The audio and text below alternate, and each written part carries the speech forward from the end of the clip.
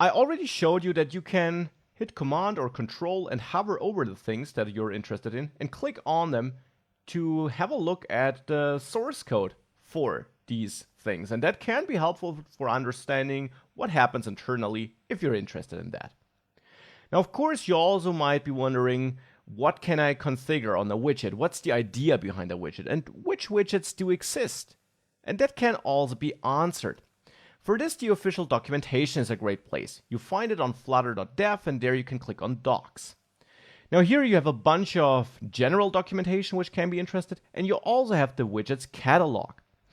Now here you see a lot of categories for widgets, and for example, you can have a look at layout widgets to find all the widgets that help you with positioning other widgets. Here you find information about the container.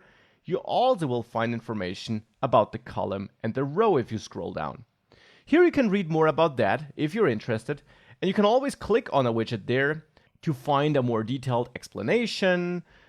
Here for container, it's pretty vast and pretty extensive documentation. Some widgets also have shorter docs.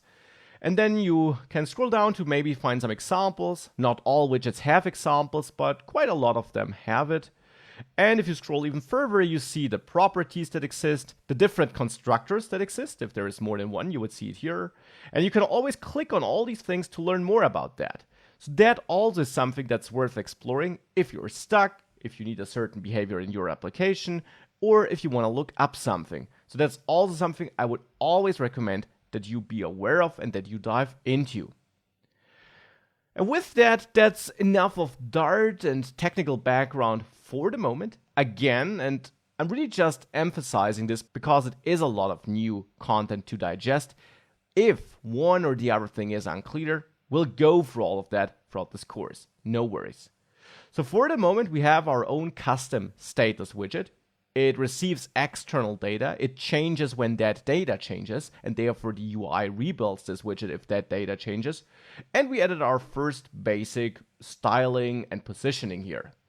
So our app is slowly taking shape, but more importantly, we already learned a lot of important core functionalities and behaviors of Flutter and Dart. Let's continue that road.